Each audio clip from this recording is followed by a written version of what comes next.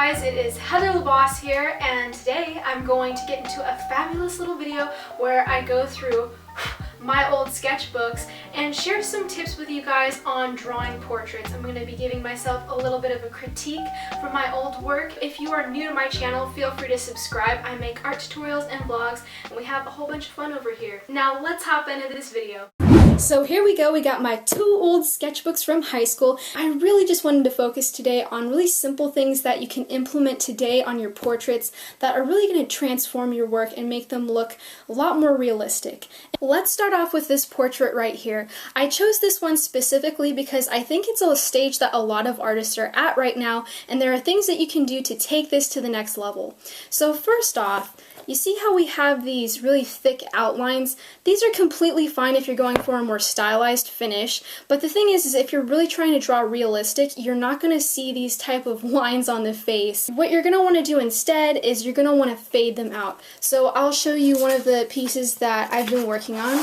No, I haven't finished with this. I am a naughty girl. What I really recommend doing is fading out those edges with a Q-tip, or you could come back in with a tortillon or whatever your favorite blending tool is to really get in there, and then you don't have these sharp lines anymore, especially around the lips, because it does give it a more amateur quality to my drawing. The second thing that I really want to point out to you guys too is I really did not take my time with the hair, and it really is bugging me. I want to fix it so bad, but this hair isn't even finished, but as you can see it has a lot more detail to it, because what I did is I would come back in with my eraser, you know, the magical little eraser I always talk about. If you guys are new to my channel, I just wanted to share this with you because I talk about it a lot. It's the Faber-Castell pencil eraser. You can sharpen this thing and really get in there and define some highlighted areas. This is definitely something that I noticed a lot of people who are starting out with drawing pencil is they are a little bit maybe uncomfortable with pushing their shadows and their highlights. And I have to say, you really should just go ahead and experiment with it because it really will make a huge difference in your portraits. So to summarize really fast before I move on to the next drawing, I would definitely have to say take the time with the hair to really create those nice little strands. It's definitely going to make a huge difference, and avoid the temptation of over outlining. It can also be really tempting to just take your pencil and create a whole bunch of lines, but it actually looks a little bit sloppy when you do this. If you take your time and really build up layer upon layer, it's going to have a better result. Now moving on to the next one. So here we have another portrait that I did about 2 years later, and I was really feeling stoked at this point because I felt that I was learning something about shading, and I was really excited because finally I have a lot more contrast going on, but there are definitely things that I could go back and have fixed about this portrait. Here we go with these eyes. Now yes, we do have, you know, little white eye sockets, you know, in life, but they're not this white, okay? It looks really flat because I don't have any dimension to the eye, and I'm gonna be honest with you, I was so stubborn. My teacher actually did tell me that I needed to put some shadows in the eye, but for some reason I was just so stubborn that I never fixed it. And now I know. Ba-doop-doop. I know I said that I wasn't really going to talk too much about symmetry, but I do want to point out this tip to you because it is very helpful. So when you're looking at a face head on, you're going to notice that the eyes, you're going to be able to fit an eye in between this space right here. Eyes are too big for the face. I should have made them a little bit smaller.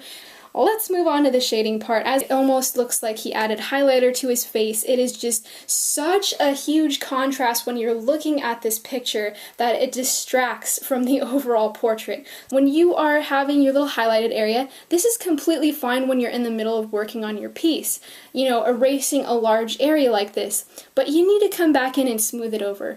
And another thing that I want to point out is really take your time with the little details such as the eyes, the eyelashes. As an example, I have a piece that my cat ruined with paw prints, and you can see that I really got in there, and there's so many abstracted lines that you see in the eye that really being able to capture them is going to completely just make your picture pop and look a lot more realistic.